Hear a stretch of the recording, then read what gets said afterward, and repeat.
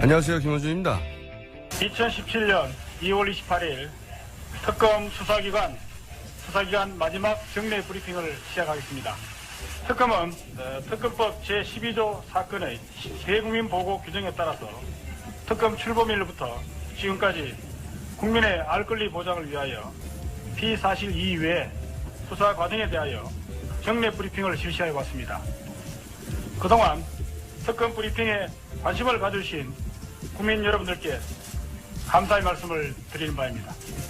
오늘 이 정례 브리핑이 끝나지만 말씀드린 바와 같이 수사는 이미 끝났지만 아직도 더 중요한 공소 유지가 남아 있습니다. 끝까지 특검이 제일 잘 마무리될 수 있도록 저희 특검도 열심히 하고 저 또한 최선을 다해서 보조하도록 하겠습니다. 여러분 그동안 실수도 많이 했는데 많이 도와주셔서 감사드립니다. 다시 한번 여러분들 앞날에 무한 영광 있기를 기원하면서 감사의 말씀드립니다. 특검의 마지막 브리핑이었습니다.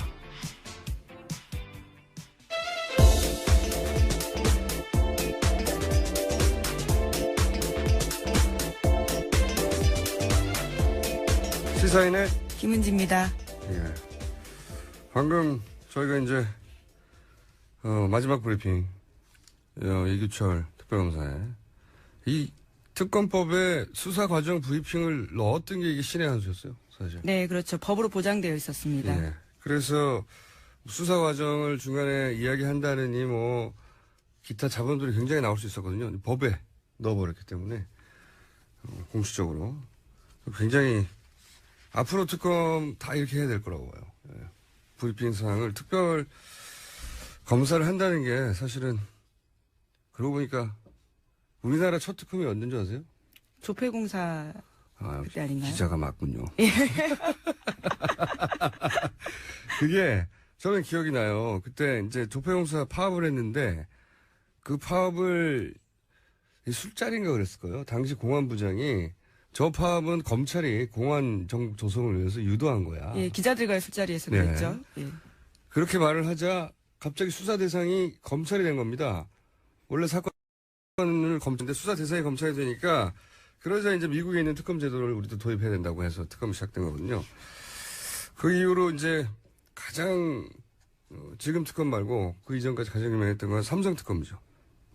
그 김영철 변호사가 네네. 내부 공헌하면서 시작된 그때는 지금보다 2배의 크기였어요. 40명이었고 그리고 90일 했고 제 기억으로는 그리고 4조 몇천억을 차단했어요. 근데 참 그 차명 계산을 찾아냈는데 그 차명 계산이 이 특검 덕분에 합법화됐죠. 그렇죠. 예. 이건희 회장의 공식적인 재산이 됐죠. 예, 삼성에게 큰 도움을 준 특검으로. 삼성의 힘이죠. 삼성의 힘. 그 이후 최근 이명박 박근혜 정권만 해도 BBK 특검이 있었고. 네, 디도스도 그렇죠? 있었고요. 디도스 내곡동 사저. 예. 가장 최근에 두 특검인 디도스 내곡동 사저 특검 둘 다 제가 이 특검 출범에 결정적인 기여 혹은 관여를 한 제가 그런 사람이에요. 대곡동 사전은 주진우 기자의 특종으로 알고 있는데요. 어디서 했겠어요? 예. 저랑 같이 만났어요, 그 사람. 예. 하지만 그 특검도 다 면접만 주고 끝났거든요. 그래서 특검 해봐야 뭐 소용없다 이런 얘기 많았죠. 예. 예, 심지어 그 건 같은 경우에는 한 건이었거든요. 원포인트라고 네. 할 수 있는데 이번에는 14건 플러스 알파입니다. 14건 하다가 인지된 사건까지 한다라는 건데. 디도스 때는 신의 영역이다 하고 끝났고. 예, 윗선을 앓는 것은 신의 영역이다. 예. 내곡동 사저 특검도 아무도 벌을 받지 않았어요. 예. 그래서 이번 특검이라고 별 수 있을까 했는데 이게 대통령을 수사 대상으로 한 것도 최초고 그리고 특검 본연의 의미가 이제 정부로부터 독립적이어야 한다. 검찰이 결국 정부기관이니까요. 그런 의미를 완전히 살린 최초의 특검. 정말 제가 보기에는 기립박수를 받아야 된다. 네. 저희 제작진도 그렇지만 맨날 박수 치거든요. 네. 저희 방송을 들으시는 모든 분들이 아마 기립박수를 받아 마땅한 특검이었다고 생각하실 거고 이게 이제 큰일이에요, 큰일. 앞으로 모든 특검은 이제 이 특검하고 비교가 될 거예요. 니네는 왜 그러냐. 그리고, 특검이라는 제도가 존재하는 한 계속해서 이제 회자되겠죠. 어떤 기준을 마련해서 기준. 특검은 이 정도는 해야 한다 하고 기준을 팡 만들어버렸죠. 예. 이런 특검이 연장되지 않으면 이거는 제가 보기에는 역사적으로 죄를 짓는 거다. 정세균 의장의 정치적 결단 대단히 필요한 시점입니다. 자, 특검 이야기 계속 정리해 볼까요? 예. 네, 박 대통령이 헌정상 처음으로 뇌물죄 피의자로 입건됐습니다. 어제 특검이 종료되면서 발표한 건데요. 원래는 시한부 기소중지 검토도 했었는데 기소중지하지 않고 검찰이 수사할 수 있도록 입건해서 넘기겠다라는 거죠. 원래는 기소중지 상태로 종결을 하겠다고 했는데 좀 차이가 있어요. 저도 이제 물어봤는데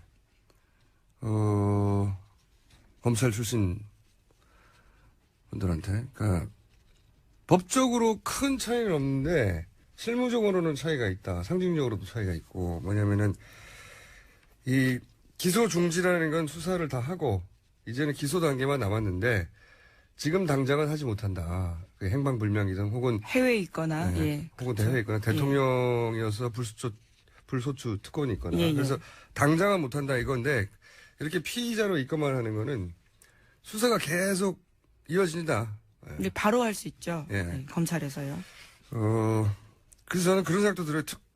특검 연장이 가능할지도 모른다는 일말의 기대를 안고서 이렇게 한 게 아닐까. 예.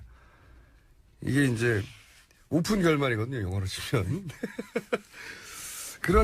그래서 출국 금지도 하지 않은 게 아닌가. 만약에 기소 중지였다면 출국 금지까지 하고 제가 보기에는 했을 것 같은데. 자. 이 팀이 어쨌든 수사를 계속하면 저는 웬만한 비리는 결국 다 밝혀질 수 있다. 전망하는데 어쨌든 시한부 기소 중지가 아니라 입건만 했어요. 나쁜 게 아닙니다.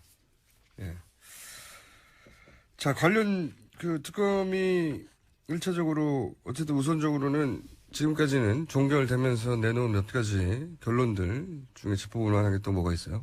예, 또 어제 최순실 씨와 박 대통령 공모 뇌물액에 대해서도 밝혔는데요. 433억 원에 달한다라는 겁니다. 삼성전자가 비덱스포츠에 준 돈은 78억 가량인데요. 그 전체 규모는 213억이고요.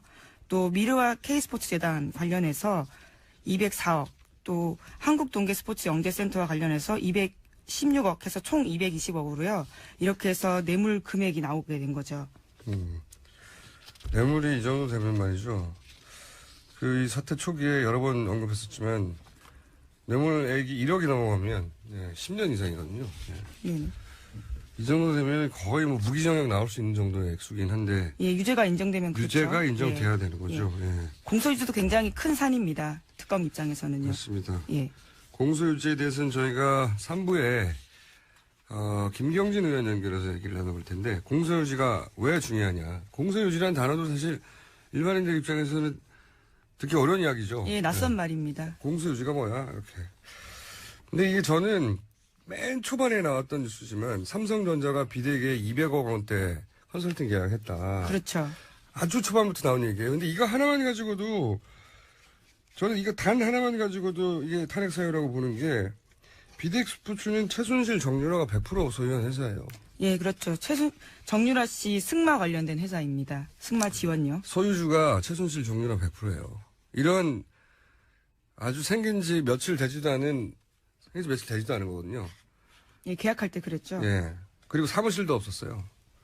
그리고 최순실 정유라 씨가 뭐라고요? 근데 삼성전자가 200억 계약을 어떻게 합니까, 단독으로? 이런 회사가 있다는 사실도 알기 어렵죠, 사실은요. 생긴 지 얼마 안 된 회사를 독일까지 날아가가지고 200억대 계약을 삼성전자가 왜 해요? 2억도 아니고 2억도 하기 힘들어요. 2천만 원짜리 계약도 안 해줘요. 대기업하고 한 번이라도 일해보신 분들은 아시겠지만 이거 하나만 가지고도 그렇죠. 말도 안 되는 거란 말이죠. 이것만 따져도 말이 안 되는 겁니다. 이게 너무 많은 사건과 너무 많은 액수가 등장하니까 오히려 이제 둔해졌는데 요 사건 하나를 파고들어서 탄핵시킬 수도 있다고 저는 생각이 드는데 자 어쨌든 400억대를 줬다. 예. 그걸 뇌물로 이제 본 거고요. 네네. 대신 삼성이 얻은 게 있죠.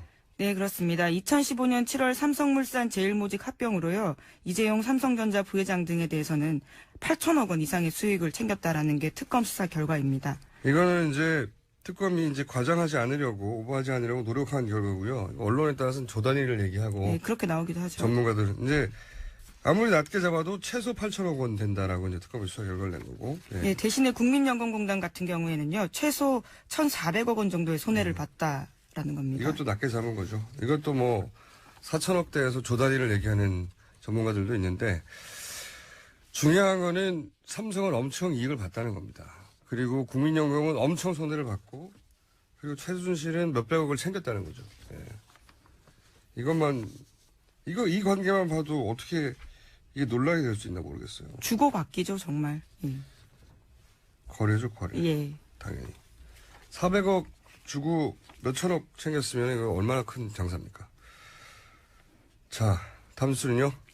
네, 관련해서요. 대통령이 대기업 총수들한테 사업계획서 건넸는데 그것이 비문과 오타투성이었다라는 내용도 근데 뒤늦게 이렇게 큰 나왔습니다. 돈을 받아내는데 예.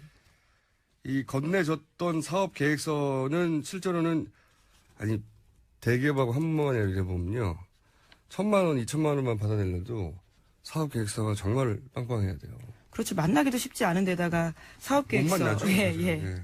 근데 이 사업 계획서가 뭐 재벌 회장한테 줬는데 2장짜리고 뭐 2장짜리인데 그 안에 뭐 오타가 난무하고 뭐 이렇다는 얘기잖아요. 예, 그렇습니다. 자세히 전해주세요. 예, 네. 경향신문 보도를 보면요. 관련 계획서, 대기업 회장들이 받아낸 계획서를 보면요. 이런 문장이 있습니다. 다소 이상하더라도 그대로 읽어보겠습니다. 현재 영재센터의 영재 선수는 초등학생이라는 정해진 규율이 있어서 올림픽 선수를 발굴하기엔 사뭇 어려운 완성이 될 수 있습니다. 라는 문장입니다. 정해진 규율에 있어 올림픽 선수를 발굴하기 사뭇 어려운 완성이 될 수 있습니다. 네, 주술이 안 맞죠? 이 시적 허용에 가까운데 이거는.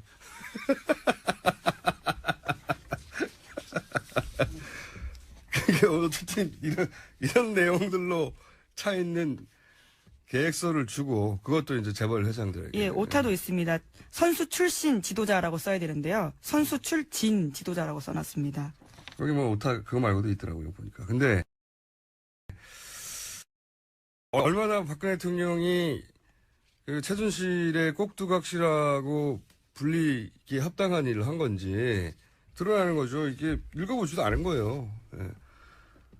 그 최순실 씨는 또 얼마나 허접한 수준으로 재벌의 돈을 털었는지도 드러나는 거예요. 이런 거 가지고 털었어요.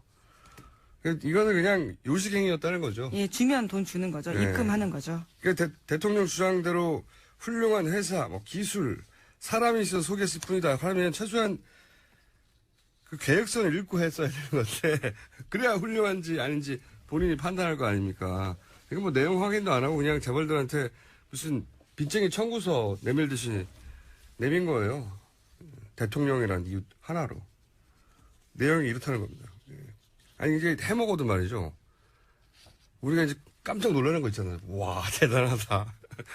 적어도 대통령에 걸맞는 수준, 규모, 그런 걸 생각할 텐데 이게 뭐 오탄하고 뭐 비문 있고 말도 안 되고 2장짜리에다가 허접한 이런 걸로 뭐 수백억씩 뜯어냈다고 하니까 저는 불법을 따지기 이전에 너무 부끄러워요 이게. 막상 받아든 재벌 회장들도 굉장히 당혹스러웠을 것 같습니다. 재벌 회장이 이게 읽었겠어요.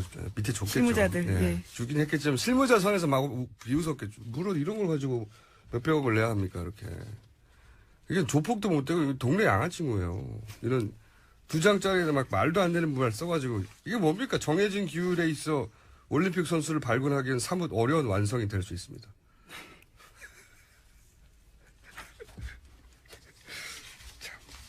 하여튼 요 문장이 들어간 걸로 삼성전자한테 받았던가요? 예, 삼성에다 돈을 달라고 했죠. 그래서 16억 받았어요. 예, 한국 동계 영재 스포츠 센터 관련된 겁니다. 160만 원도 안 주겠습니다. 저 같으면 이런 두 장 들고 오면 그렇게 사기를 친 거예요. 사기죠 뭐. 예. 사기를 치고 공범이죠 또 재벌도 이렇게 해서 이득을 얻어냈으니까. 네, 그렇죠. 삼성까지만 수사가 가지 못했는데요. 원래 SK, 롯데까지도 수사가 가야 된다라는 이야기가 계속 많았고요. 검찰로 그 수사는 이첩이 됐습니다. 예, 그 수사를 이제 검찰이 한다는 게 걱정인데. 네. 여하간 큰 덩어리를 봤을 때 이런 수준으로, 예, 특검에 마무리가 있었습니다. 근데 앞으로 이제 법정에서 더 많은 사실들이 밝혀지겠죠. 네. 공소 내용을 이제 언론에 다 밝힐 수가 없어서. 예, 그렇죠. 당장은 3월 6일 날 최종 수사 결과 발표할 때도요. 조금 더 새로운 내용이 나올 거라고 보고 있습니다. 그러니까요. 우리가 몰랐던 내용 많이 나올 거라고 예. 봅니다. 자, 다음 뉴스는요. 네. 장기정 자유청년연합 대표가요. 어제 보수 성향의 한 팟캐스트에 출연해서 이렇게 말했습니다. 이정미 재판관 집 주소 이야기하고요. 게다가 단골 미용실과 슈퍼까지 언급을 했는데요. 이 사람 같은 경우에는 지난 24일에도 박영수 특검에 집 주소를 공개하고 그 앞에서 야구방망이 시위도 했었거든요. 아, 저는 이게 말이죠. 이게 단순히 이제 개인정보를 유출했다 차원이 아니라, 월요일도 제가 얘기했지만, 이 집회와, 그 얘기 있지 않습니까? 제가 이제 김기춘 비서실장이, 블랙리스트를 만들면서 화이트리스트를 만들어서, 애국 영화에 지원을 해라. 이런 얘기가 김영환 다이어리에 있죠. 업무일지에. 그런데, 그 결과로 그런 지원을 받은 게 아닌가 하는 의혹을 받는 사무실. 네네. 그 사무실과 그런 의혹을 받는 영화사의 사무실이죠. 예. 사무실과 이 친박 집회하고 연관된 단체들. 그리고 지금 주요한 그 대통령 측 피고인들을 그 변호하는 변호사들 하고 연관된 단체들. 친박 단체이자 예를 들면 정호선 비서관을 변호하는 변호사들 이렇게 연결된 곳의 사무실, 네, 뿐만 영화사 아니라 사무실. 가짜뉴스 생산지로 의심받고 예. 있는 곳까지도요. 노코들의 예. 사무실 예. 다 같은 건물에 있었다는 걸 우연히 발견했잖아요. 취재하다가. 그래서 야 이거 그러면 청와대의 어떤 지시를 받고 화이트리스트로 지원받은 영화사도 거기 있고 단체도 거기 있고 집회 관계 단체도 거기 있고 가짜뉴스 단체도 거기 있습니다. 이건 뭐 단일한 컨트롤 타워 안에 있는 거 아닌가 이런 의문을 가지는 게 너무 자연스럽죠. 합리적이죠. 그런데 이제 그런 집회에 그 최선목에 서 있는 분이죠. 예, 자유청년연합 이분이 박영수 특검 집 주소를 공개했었거든요. 예, 지난 24일에 그랬죠. 근데 어떻게 하면 집 주소를 알 수가 있어요, 기자들도. 네, 아파트 정도까지는 알 수 그렇죠. 있습니다.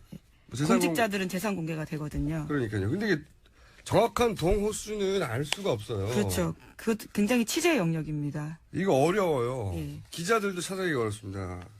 근데 보수단체 대표가 이 동과 박 특검의 호수 얘기를 하고요. 또 박 특검이 어디에 멤버십이 있는지, 어디 사우나에 가는지, 그 사우나에서 뭐 어떻게 하고 있는지 이거 다 얘기했거든요. 이거는 기자들도 알 수가 없는 거예요. 절대로. 게다가 이번에는 이제 이정미 재판관이요. 네, 재판관에 대해서 어디 미용실에 자주 간다.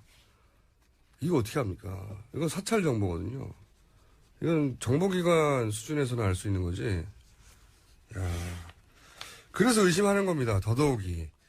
이 오늘도 이제 시청에 친박 집회 있을 텐데, 다른 비용 다 제외하고, 그냥 무대 음향, 영상 장비. 네네.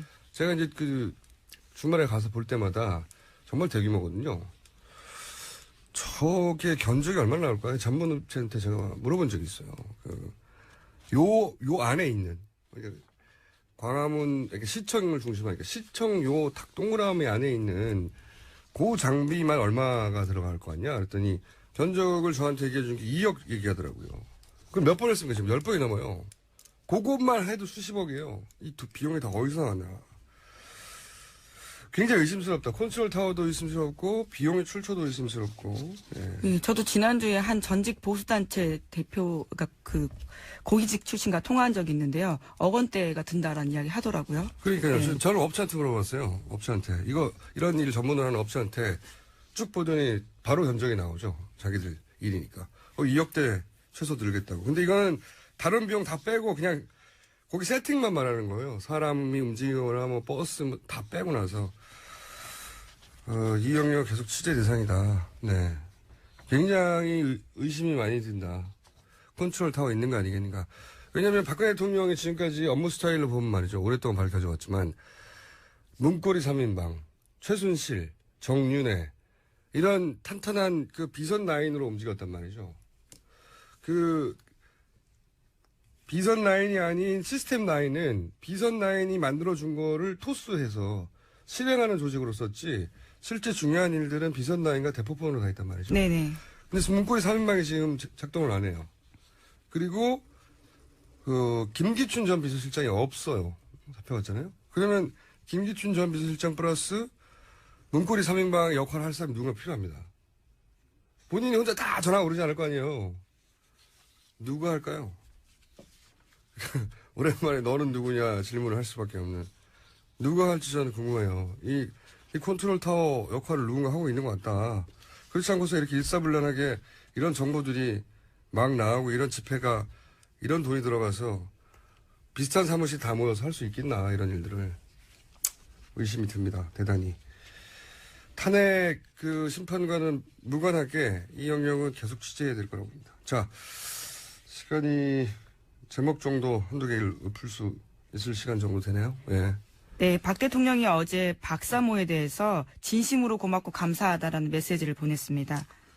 박사모 단체 회원들이 응원 편지를 보내자요. 거기에 대한 답장 형식인 겁니다. 고마우시겠죠. 예, 당연히. 그가 뭐 고마운 거는 박 대통령 입장에서 참 고마울 수밖에 없죠. 그거는. 시점이 참 공교롭게요. 오늘 서울 도심에서 대규모 탄핵 반대 집회 열리잖아요. 예. 예. 격려한 걸로 보이는 거죠. 많이 나오려고 하는 예. 격려이기도 하고. 예. 박 대통령이 한 가지 뛰어난 점은 그 타이밍, 정치적 타이밍 잘 잡아서 메시지 정확하게 누군가가 만들어주면 그걸 가지고 전효옥 씨의 표현이 하면 인류 배우처럼 읽어낸다. 연기하고. 제 표현이 아니고 전효옥 씨의 표현이에요. 인류 배우라고. 자, 여기까지 할까요? 네네. 네. 오늘 근데 끝나고 집회 가십니까? 예, 제가 다리를 좀 다쳐서. 아, 그렇죠. 예. 지금 다리가 불편해요. 예. 오른쪽에. 기부스인가요? 아, 예, 반깁스 상태인데요. 저희 후배 기자들이 나갈 겁니다. 예. 네, 저도 오늘 방송 녹화가 또 하나 있는데 예. 끝나고 나서 저녁 때는 고기를 먹으러 갈 생각입니다. 예. 자, 여기까지 하겠습니다. 시사인의 예, 김은지였습니다. 감사합니다. 항상 나라를 생각합니다. 이혜훈의 나라 걱정. 자, 나라 걱정하다가 당 걱정하다가 이제 탈당 걱정하다가 이제 신당 걱정하고 있는 분입니다. 아니 저희가 또 쪼개지라고요? 걱정이 끊이지가 않는 바른정당의 이혜훈 게다가 이제 최고위원이 되셨어요. 최고위원 나오셨습니다. 안녕하십니까? 네, 안녕하세요. 자, 요즘 이 전국이 이제 시끄러워요. 여의도가 시끌시끌 들썩들썩해요, 그죠? 원래 시끄러웠지만 뭐 최대로 시끄러운 것 같아요. 점점 시끄러워져서 유사이래. 앞으로 한 2주 후면 더 크게 시끄러워지겠죠. 예, 결론 나면. 그렇게 되면 여의도가 시끄러울 일은 별로 없을 것 같아요. 왜냐하면 국회는 어쨌든 승복한다는 게 입장이니까 네. 광화문이 시끄러워지겠죠. 또는 대한문이. 어느 쪽으로 결론이 나든 시끄러워지긴 할 텐데 물론 뭐 탄핵이 인용되면 촛불 집회가 한두 번이 더 있을 수는 있어요. 제가 보기엔. 예. 그러니까 뭐 성과에 대해서도 얘기하고 앞으로 남은 것들에 대해서도 얘기하고. 근데 이제 아무래도 이제 좀 잦아들겠죠. 예. 예. 잦아들고 이제 지켜보겠죠. 대선도 이어지니까. 근데 이제 태극기는 더 불어나겠죠. 저는 더 불어나지는 않을 거라고 봅니다. 더 불어나지는 않을지 몰라도 더 네. 극렬해질 수 있어요. 소수가. 이게 이제 권력에서 내려가는 순간. 근데 우리나라 국민들 굉장히 보면 또 동성애 약하잖아요. 예. 누군가가 이렇게 좀 불쌍해진다. 뭐 이러면서 아주 그냥 왜 이렇게 동성애 약한지. 그렇다 하더라도 이 집회의 조직성 또는 뭐 동원 능력 또는 뭐 일사불란함은 사라져서 집회의 동력은 좀 크게 줄어들 것이다. 그럴 수 있겠네요. 근데 네. 오히려 이제 소수가 극렬하게 그럴 수 야단을 있겠죠. 칠 수는 있는 것 같아요. 자, 그리고 만약에 기각된다면 만에 하나 상상하기도 싫지만 바른정당은 어떻게 됩니까? 저희는 의원직 총사퇴를 국민 앞에 약속했기 때문에 만약에 기각이 되면 저 그날부터 실업제 되니까 뭐 간혹 차라도 좀 사주세요. 총사퇴를 제가 정치권에서 최근 20년간 몇 번이나 봤지만 한 번도 총사퇴한 적은 없고요, 아무도. 아마 전제 조건이 충족이 안 됐나 보죠? 그리고 총사퇴가 문제가 아니라 네. 당 해체까지 얘기했잖아요. 예. 아니, 의원들이 하나도 없는데 뭐 당이 살아남겠습니까? 자, 이제 그런 일은 없어야 되겠죠. 저희는 어쨌든 보기로는 대통령의 헌법과 법률 위반이 아주 심각하고 중대하다라고 보고 있습니다. 그게 이제 전 국민의 80% 그렇게 생각하는데, 헌재 재판관을 전 국민의 80% 기준으로 분포를 맞춰서 뽑은 게 아니기 때문에 특정 성향을 가지신 분들이 좀 많죠, 거기에. 예, 특히 보면은 과거 이제 판결 사례나 이런 거 보면 걱정되는 분들이 좀 있죠.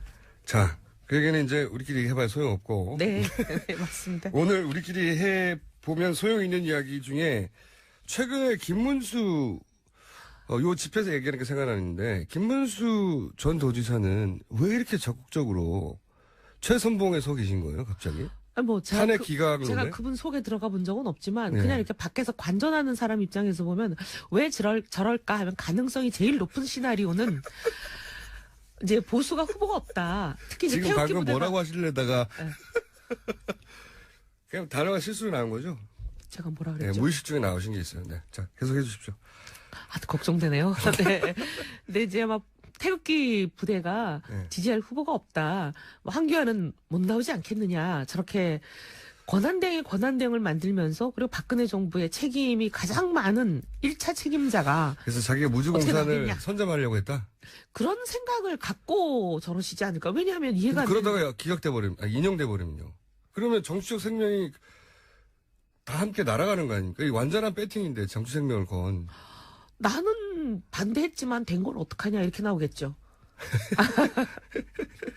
아, 정말 이해가 안 돼요. 이렇게까지 나설 줄은 몰랐어요. 아니 시국회의 우리 와서 탄핵해야 된다고 탄핵에 반드시 돼야 된다 당까지 나가자 제일 앞줄에 계셨는데 그랬죠, 분명히. 예 그게 며칠 지나고 나서 갑자기 저쪽 제일 앞줄에 가 계시니까 좀 이해가 안 되고 그때 왜 안 나오신 거예요? 저도 기억나는 게 가장 적극적으로 탈당과 탄핵을 주장했던 의원 중에 한 분이었고, 네. 의원 시국회의에 제일 많이 나오셨죠. 제일 많이 나왔죠. 예 저보다 많이 나오셨어요. 그래요? 예 그러면 초광성인데 말이죠. 그래서 다들 같이 탈당하는 거구나. 과거의 성향으로 보나. 친박도 아니잖아요, 게다가. 예. 친박을 코스프레를 좀 하시긴 하셨죠. 왜냐하면 예. 총선 전에 이럴 때 보면 아니 대구에 수성구에 꽂아주는 거는 친박으로 전환 안 했으면 꽂아주나요? 뭐 그렇게 생각할 수도 있지만 이 정치 이력 전체를 보면 그렇죠. 예, 진성 친박이라고 할 수 친박으로 있는. 산 거는 아주 몇 개월이고 뭐 총선 때 잠깐 그랬다고 네, 치더라도. 반박으로 사신 예. 게 뭐 십수년이니까 그런데 그렇게 하다가 왜 탈당을 안 했고 왜 이렇게까지 나설까? 바른정당 내에서의 분석은 없습니까? 아까 말씀드린 대로 이제 보수의 태극기 부대가 떠밀어주는 후보가 되려고 저런다. 이성을 상실한 게 아니냐 이런 얘기를 하시는 분들이 있죠. 그거 말고 무슨 내막은 없어요. 그거는 나중이고요. 네. 그러니까 애초에 왜 바른정당에 합류를 안 한 거죠? 바른정당 합류를 안 할 때도 뭔가 이렇게 그런 계산을 한 게 아니냐. 바른정당에 나가는 것보다 남아있는 게 보수의 후보가 될 수 있다. 유승민도 나가고 김무성도 나가고 오세훈도 나가고 남경필도 나가면 그럼 난 남는 게 좋겠다. 이렇게 생각하셨을 거라고 보는 거예요. 그게 이제 대체적인 분석입니까? 네. 당에서 저희가 김문수 전 도지사하고 인터뷰를 여러 차례 해보려고 시도했는데 안 하셔가지고 물어볼 수가 없어요. 이제 많은 경우에 보면은 이렇게 사람들이 이렇게 쭉 가면 반대로 가시는 분들이 있거든요. 왜냐면 반대로 가는 게 그래도 내가 나머지 지정을 먹을 수 있다. 이렇게 생각하면 그러면서 사실 이제 새누리당 옛날 기준으로 보면 그때 웬만한 후보들이 다 나온 거 아니에요? 하나도 안 남기고. 그러니까 그렇죠. 하나도 안 남기고 다 나오면 내가 남아야겠다. 이렇게 생각할 수 있는 거죠.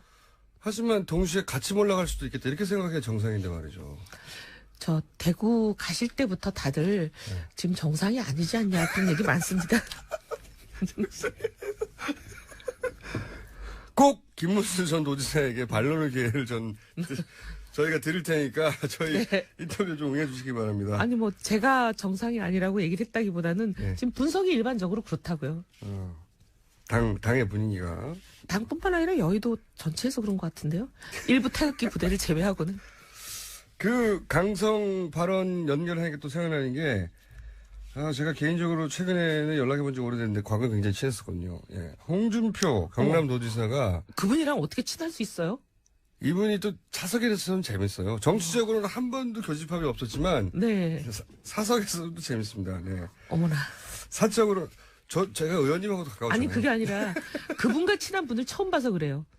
이분이 혼자 놀죠 보통. 네, 그래서 그분과 친하다는 분을 제가 지금 54년 평생에 처음 봐서 그래요. 저는 저 끝에서 저 반대쪽 끝까지 다 대부분 아는 사람과 친한 사람이 있습니다. 희한하게도. 대단하십니다. 네. 제가 여태까지 우리 당내에서도 그분과 친한 분을 못 봤는데. 이분이 이제 혼자 노는 분이죠. 네. 이게 표준은 아닌데 이 단어보다 정확한 건 없어서 제가 처음 이분을 인터뷰하고 신문에다 이렇게 썼거든요. 독고다이 홍준표 이렇게 썼어요. 그 이후로 이분의 별명이 됐는데 많은 분들이 그렇게 생각하죠. 네. 예, 이렇게 파도 없고요. 일종의 별명이 아일랜드예요, 저희는. 파도 없고요. 계보도 없고요. 혼자 계세요. 혼자 그러니까 모든 사람을 공격하세요. 마음에 안 들면 막 공격하죠. 예. 마음에 안 드는 거는 하여튼 모든 사람이 마음에 안 드시나 봐요. 대부분 마음에 안 들어요. 본인을 제외한 모든 사람. 아니 개인적으로 호감을 갖고 있는 사람도 있는데 칭찬은 잘 안 하시고. 네. 자 어쨌든 이분이 또 갑자기 어젠가요? 이거 굉장히 심한 얘기를 했어요. 민주당 1등 후보 대장은 뇌물 묻고 자살하는 사람 노무현 전 대통령을 지칭하고 지칭한 거죠? 그리고 1등 후보는 이제 문재인 네. 전 대표를 지칭한 건데 이게 나가도 너무 많이 나간 표현이거든요. 아니 근데 뇌물을 먹고라는 거는 그래도 법조인 출신이고 검찰 출신이신데 검찰 수사 단계에서 종료가 됐기 때문에 기소도 안 됐고 확정 판결이 안 났는데 이렇게 뇌물 먹고라는 단정적인 표현을 쓰실 수 있는 거예요? 그것도 그렇지만 이게 사실관계를 떠나서 이거는 본인에게도 도움이 안 되고 아니 본인은 어차피 예. 소위 말하면 진보 진영은 지금 포기한 거 아니에요. 자기 늘 보면 갈라치기를 잘하시죠. 특기죠 이분이. 네. 네. 얻을 표만 확실히 없겠다. 내가 태극기만 바라보면 된다. 이런 거 아닐까. 저희가 이제 홍준표 지사하고도 이제 인터뷰를 요청해서 이 문제에 대해서 언급은 하고 해명을 들을 생각이긴 한데 이 얘기를 들은 예를 들어서 바른정당이나 혹은 주변의 정치인들의 반응은 어때요? 저 사실 죄송한데요. 지금 처음 들었거든요.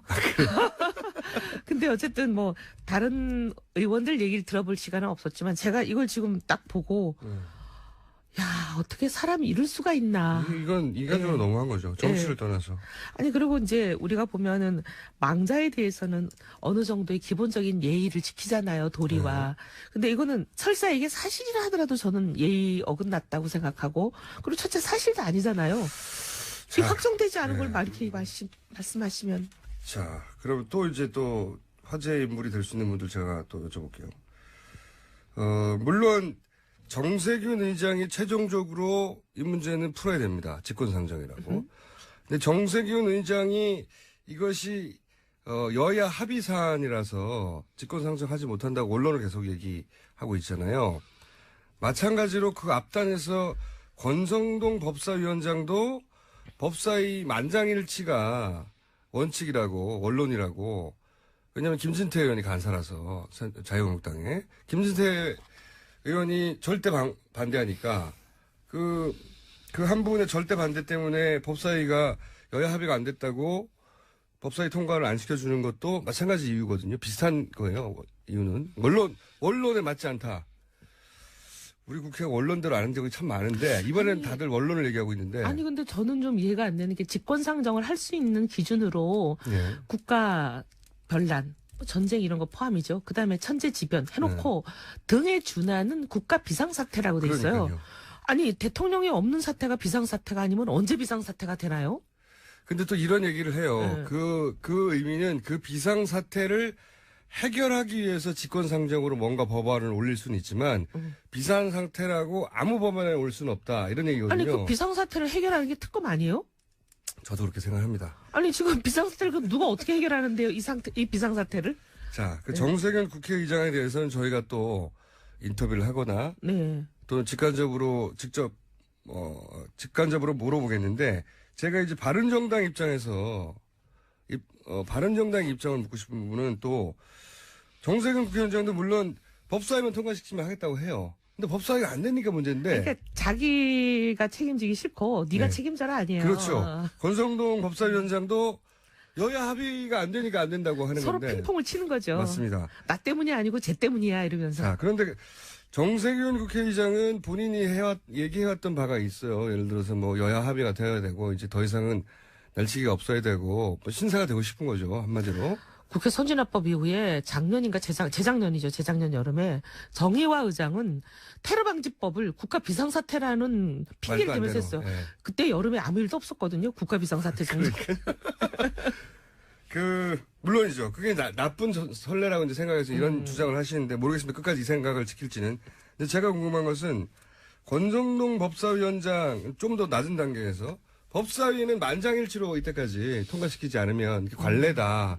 그래서 지금 여당이 반대하니까 안 된다고 하는데 이것도 마찬가지 이유로 이게 비상사태이기 때문에 결단을 내릴 수도 있는 건데 이분이 이걸 안 하는 진짜 이유는 뭘까요? 좀 왜냐하면 바른정당 내에서 답답해할 거 아닙니까, 그죠?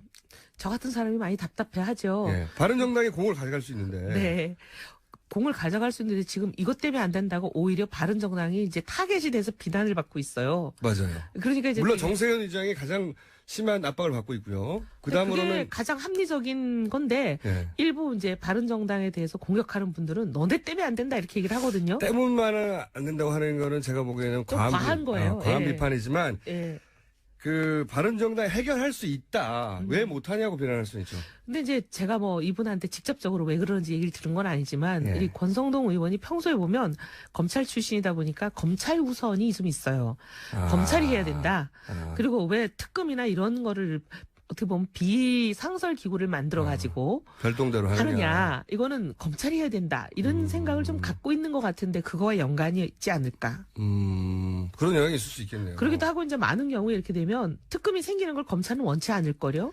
특검은 물론 그 특검 안에는 검찰에서 온 검사들도 포함되긴 하지만 네. 검찰은 자기들의 자기들의 스포트라이트 이런 그렇죠. 걸 전부 다 특검이 뺏기니까요. 가져가는 거를 그렇게 좋아하지는 않을 거예요. 그거 좋아할 사람은 없죠. 예. 네. 그러니까 검찰 내부에서 자기 친정이죠. 예.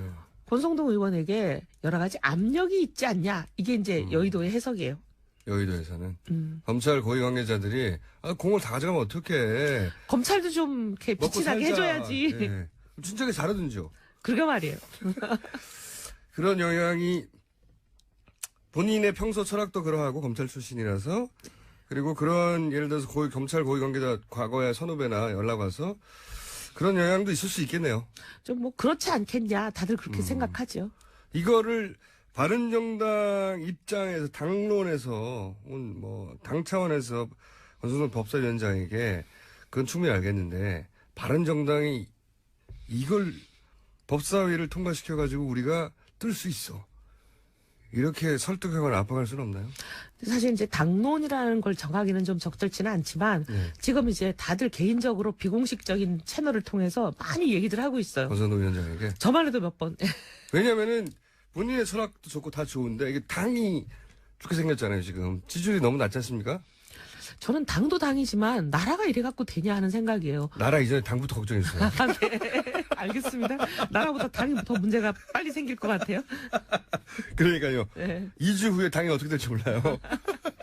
또 바른정당 얘기를 하니까 또 생각나는 게 저는 좀 안타까워서 그래요. 네. 바른정당이 충분히 자기 존재감을 가지고 치고 나갈 수 있는 정국이 분명한데 이 정국을 왜 이렇게 못 살릴까 싶어가지고 저는 이런 것 같아요. 이제 지금 우리 대한민국을 홍해바다 가르듯이 그냥 네. 이렇게 쫙 갈라놨잖아요. 이 탄핵 정국이. 예. 촛불과 태극기를 대변되는 양대 세력이 굉장히 이제 극단적인 분들이 많이 나가세요. 그러다 보니까 이제 중도가 설당이 없어지고 양쪽에서 거의 빨아들이고 있지 않나. 근데 그렇게 생각하면 단순화시키면 좋긴 한데 실제로는 그거하고 좀 차이가 있는 게 탄핵이 인용돼야 된다고 하는 분들이 여전히 3개월째 80% 가까이 되거든요. 그러니까 그 80%의 바른정당에 속해 있어요. 이게 반으로 딱 갈라진 게 아니고.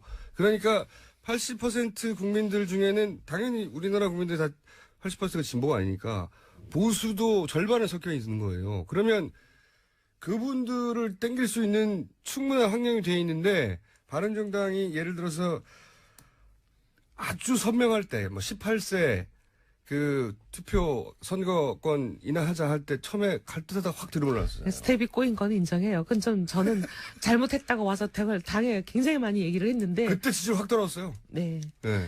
그리고 사실은 어떻게 보면 이 탄핵이 인용이 이제 된다면 1등 공신은 사실 바른정당이거든요. 맞습니다. 그건 제가 인정합니다. 아니 캐스팅 보트를 쥐고 있을 때 다들 사실 야당도 많이 네. 그때 머뭇거리고 있었어요. 근데 당까지 깨면서까지 했단 치고 말이죠. 나와가지고 정치 생명을 걸고 탈당해가면서까지 탄핵을 주도했고 그거 맞아요. 그다음에 이제 이번에 또 문제가 이제 생겼잖아요. 왜냐하면 대통령 대리인단들이 막말을 하고 네네. 도대체 이해할 수 없는 궤변들을 네. 늘어놓고 할 때 우리는 탄핵이 기각이 되면 전부 의원 배지 떼고 의원직 사퇴하겠다. 네. 사실 이런 당은 저희밖에 없거든요. 그건 압박은 안 될 거예요. 압박은 안 되는데 그 정도 각오인데 그러면 더더욱이 이럴 때 확 치고 나가지고 선명한 모습을 보여줬으면 제가 보기에는 중간쯤에 있는 성향 분들 중에 여전히 진보 진영한테 정권을 맡기는 건 불안하다고 생각하는 사람이 있을 수 있습니다. 그 사람들이 바른정당을 확 몰릴 수 있는데 바른정당이 밀어낸 거예요. 그분들 가는 길을. 밀어냈다는 표현은 좀 그렇긴 한데 갈까 하는데 오지 마! 저희가 이제 마음을 잘 얻질 못한 건 사실인데 그 이유 중에 하나가 혹시 지도부가 뭘까요? 사실 이럴 때 다들 개성이 강한 분들이 모여있잖아요. 특히나 보수 정치인들 중에 가장 개성이 강한 분들이 거기 모여 있는 거예요. 제가 보기엔. 그렇죠. 왜냐하면 자기 혼자 독고다이로 네. 공천 잘리고도 살아남고 다 이런 사람들이니까. 실력도 있고 네. 목소리도 강하고 개성도 강해서 누가 지시하면 그거 싫어하고 그런 분들이 다 모여 있어요. 그러니까 지도부가 굉장히 어렵긴 하겠죠. 이럴 때일수록 그래도 30명밖에 안 되니까 이럴 때일수록 이거는 우리가 단일한 목소리를 내줘야 우리 존재감을 살 수 있다 하고 확 치고 나가는 지도부가 아닌 것 같다는 생각이 제가 들어요. 너무 착해요. 너무 착하고 저는 이번에 이제 제일 그 지도부라 하면 여기서 누굴 당대표님, 원내대표님이 이제 지도부로 불리죠. 예. 근데 이번에 그중에 황교안 탄핵에 대해서도 우리는 참여하지 않겠다. 제가 이거 보고 기겁을 해가지고 예. 왜냐하면 아침에 우리가 9시에 최고위원 회의를 하고 10시쯤 끝나서 각자 이제 자기 일로 돌아갔는데 불과 몇 시간 후에 이게 당의 공식 입장으로 발표가 된 거예요. 아, 최고위원 회의가 거치지 않고요? 예. 최고위원 회의할 때는 이제 그런 게 결정이 되지 않았어요. 근데 전 너무 놀라가지고 이 정도 중대한 사안을 결정하려면 그래도 최고위를 비상소집을 하든지 했으면 좋지 않냐 했더니 뭐 급해서 그랬다라는 게 이제 답변이긴 한데 네. 아무리 아니 그래도 이런 걸 정하려면 최고위원 정도는 모여서 의견을 들어야죠. 근데 어쨌든 그랬는데 그것도 중요하지만 더 중요한 거는 이제 판사 출신들도 계시고 이러다 보니까 좀 약간 맹꽁이 같아요. 자기 당의 지도부를 맹꽁이, 특히 맹꽁이가 누굽니까? 아, 있어요, 하여튼. 그래갖고는 뭐라 그래야 되냐면 너무 이렇게 법의 자꾸 해석에 그냥 매달리시는 거예요. 아. 이번에도 탄핵을 제가, 아니, 왜 한교안 탄핵을 왜 불참합니까? 하고 이제 따졌더니 들어오는 답이 이거는 법적으로 자기 재량권에 해당하는 재량권을 행사한 거라 이거는 불법이라고 탄핵이 인용이 될 수가 없다. 네. 인용이 될 수 없는 일을 우리가 하면 바른정당이 아니지 않냐 이런 어떻게 보면 굉장히 좀 도덕교과서 같은 얘기를 하세요. 여기서 그럼 맹꽁이는 주호영 원내대표를 말하는 거예요? 판사 출신이신데 제가 하여튼 맹꽁이가 누군지는 다 말하는 거와 마찬가지인 것 같은데요? 당 대표와 원내대표 분들이 너무 착하다. 그리고 또 맹꽁이 같다. 그 법조인 출신이라서 그런지 판사 출신이라서 그런지 너무 이렇게 법조문에 매달린다. 여기 세 가지를 합치면 주호영 원내대표. 해석은 자유에 맡기겠습니다. 그러면 정병국 대표는 잘하고 있습니까? 아, 우리 정병국 대표님 너무 마음이 약하고 네. 마음이 좋으세요. 그거를 정치적으로 표현하면 뭡니까? 우유부단한 겁니까? 우리 진행자께 권한을 드릴게요. 네. 그럼 해석하실 수 있는. 1번 우유부단. 2번 매우 우유부단. 저는 사지선다 정도는 돼야 돼요. 3번 철저히 우유부단. 아니 근데 그게 이제 부드럽다가 어떨 때는 굉장히 우유부단하다고 비칠 수 있잖아요. 혹은 그 정치적으로 우유부단하면 굉장히 치명적이 되기도 하잖아요. 부드럽고 이제 포용하고 이런 게 좋은 장점도 될 수 있는데 지금 같은 탄핵 정국에는 그러니까요. 그게 자칫 잘못하면 생직사인데. 어떻게 보면 팀이하다 또는 뭐 너네 왜 왔다 갔다 하냐 이렇게 이제 비난을 받을 소지가 있거든요. 팀이 왔다 갔다. 네. 그게 더 좋네요. 팀이 하다로 하죠. 그러면. 이거 표준어 맞나요? 다 알아듣긴 합니다. 자 그러면 한 분은 맹꽁이 한 분은 팀이 하다로 결정하겠고 정운찬 전 총리는 여기 바른정당 들어갑니까? 국민의당 들어가실 것처럼 저희 방송에 나와서 얘기하다가 아직도 국민의당이 약간 좀 박지원 대표였나요? 얼마 전에 약간 제가 박대하는 그런 뉴스 듯한 느낌, 봤는데 예. 예. 표현이 좀 상당히 좀 불편하시겠다. 제가 이런 개문발차. 네, 예. 개문발차. 예, 문 연체 가버린다. 예. 자꾸 안 들어오면 이런. 근데 그런 거는 조금 좀 불편하실 것 같긴 한데 저희는 바른정당에 들어오시기를 바라고 있습니다. 접촉이 있긴 있고요. 누군가 하고 있겠죠. 하고 있죠. 자, 저희가 20초밖에 안 남았는데 네. 유승민 의원이 왜 꼭 20초 남겨놓고 중요한 질문하세요? 아니, 중요한 질문이 아니고요. 예. 섭외 좀 해주세요. 유승민 의원이 저녁 방송만 나가시고 예. 저희 아침 방송을 안 나오세요. 아침에 못 일어나시나? 누구처럼? 근데 유승민 의원에 대해서 제가 광고할 수 있는 기회를 한번 주시면 좋습니다. 꿀로 그럼 제가 섭외 지금부터 앞장설게요. 저희가 보통 안내 나가는 시간인데 제가 직권으로 아니 지금 말고 네. 풀로 한 아니, 번을 달라고요. 일단 1분 요약본을 한번 해보세요. 대통령 되시면 이분만큼 나라를 잘 끌고 갈 준비된 사람이 없습니다. 전문성뿐만이 아니라 균형감과 그다음에 국민들 중도에 딱 맞춰져 있는 그분의 이념 좌표. 네. 아, 그렇게 네. 세 가지밖에 없네요. 제일 중요한 세 가지. 아니 근데 저도 유승민 의원의 뭐 발언이나 또는 인터뷰를 보면서 괜찮다. 대화가 되는 보수다. 이렇게 생각이 왔거든요. 근데 한 가지 이 정국에서 지금 정국에서 안타깝다 아쉬운 건 뭐냐면 이 TK 정서가 본인에게 요구하는 바가 있을 거 아닙니까 당연히. 그거하고 좀 다르죠. 예, TK 정서가 요구하는 바를 당연히 지역구 의원으로서는 수용해 나가야 되는데 지금은 전국구 정치인으로 커야 되는데 그죠? 전국구 정치인 전국을 바라봐야 되는데 지금 행보 중에 보면 이거는 TK 정서에 발목 낀 결정들이 있는 거 아닌가? 예를 들어서 뭐 보수 단체와의 보수 보수 보수가 아니라 후보단이라 보수 후보 단일화 같은 것도 단일화는 새누리당, 자유당과 합치겠다는 게 아니라 그 그렇다 하더라도. 후보보다 이길 수 있다는 거죠. 자 여기까지 하고 네. 섭외를 부탁드립니다. 다음 진짜 한번 주셔야지 섭외하는데. 같이 나오시든가요. 네, 알겠습니다. 지금까지 이혜훈 의원이었습니다. 저는 김호준이고요. 잠시 후에 3부에서 다시 뵙겠습니다. 특검의 새로운 기준을 마련했다. 이렇게 평가할 수 있는 박영수 특검팀이 수사 활동을 마무리했죠. 한번 되돌아보겠습니다. 국민의당 김경진 의원 연결되어 있습니다. 안녕하세요. 네, 안녕하십니까. 네. 출범할 때만 해도 과거 특검들처럼 요란하다가 결국 빈수레로 끝나는 거 아니냐 이런 걱정들 많이 했는데 의원님도 그런 걱정 하셨죠?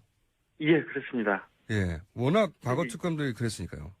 예, 근데 이번은 이제 조금 뒤돌아서서 생각을 해보면 네. 특검이 수사를 할 만한 여지가 있었던 게 과거 특검 사건들은 일반 검찰에서 상당히 많이 이렇게 수사를 한 상태에서 수사가 종료되고 특검으로 넘어왔었는데요. 예. 이번 사건은 일반 검찰이 사실상 사건을 접수하고 거의 방치하다시피 하다가 나중에 국민 여론에 떠밀려서 어쩔 수 없이 일부 수사를 시작한 상태에서 특검이 사건을 가지고 왔습니다. 그러다 보니까 이제 상당히 수사를 할 만한 대상도 많았고 또 수사를 할 만한 여지도 충분히 있었기 때문에 이제 이 같은 성과를 거두었는데요. 그런 조건도 있지만 그것만 가지고도 다 설명이 안 되지 않습니까? 이번 설명은 특검에서. 안 되죠. 예. 그러니까 사실은 일반 검찰은 초창기에 이제 이 고발장을 접수하고 한 달 동안 압수수색영장도 발부를 안 받았거든요. 그때 검사 2명 배치했다고 좀 처음에 들었던 것 같은데. 형사 8부에 검사 2명을 초기에 배치했다가 나중에 3명으로 늘었고 예. 사실은 그 최순실 씨가 인천공항으로 입국할 때 최순실 씨 체포도 안 했고 들어와서 뭐 이것저것 재산 정리라든지 증거 인멸할 시간까지 주었지 않습니까? 그렇죠. 형사 8부에 2명 배치했다는 게 검찰 출신이 보기에는 어떤 의미입니까? 지금 이 사건을 형사 8부에 배정하고 검사를 2명 배치했다는 게. 그러니까 초창기에는 검찰이 수사를 안 하겠다고 사실상 밖으로 얘기한 거나 진배 없는 그런 분위기였죠. 검찰총장이 이 수사 안에 선언한 것과 마찬가지죠. 예, 그게 정상적으로 수사 의지가 있다면 사실은 특수부로 바로 배정이 됐어야 되고요. 예. 이만큼 큰 어떤 권력형 비리 사건이라면 특수부 부서 내지 3개를 집중적으로 이렇게 투입을 하겠다고 곧바로 선언을 하고 그다음에 압수수색부터 시작을 해야 됩니다. 예. 근데 특수부가 아니라 일반 형사부로 배당이 됐고 그것도 검사 2명. 그리고 나서도 아무런 수사를 한 달 동안 하지 않았다. 예. 이런 부분은 초창기에는 수사 의지가 전혀 없었다라고 해석이 되는 거죠. 전혀 완전 100% 없는 거죠. 사실 그때는 대통령도 살아있었고, 소위 이제 우병호 라인도 살아있었으니까. 그렇죠. 예. 저희도. 우병우 씨가 아마 지금 기억해보면 10월 25일 정도 해서 아마 사직 퇴임 처리가 됐었는데, 예.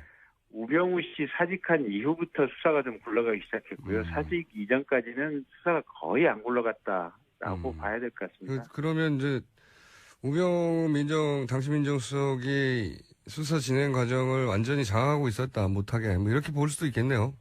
민정수석이. 그렇죠.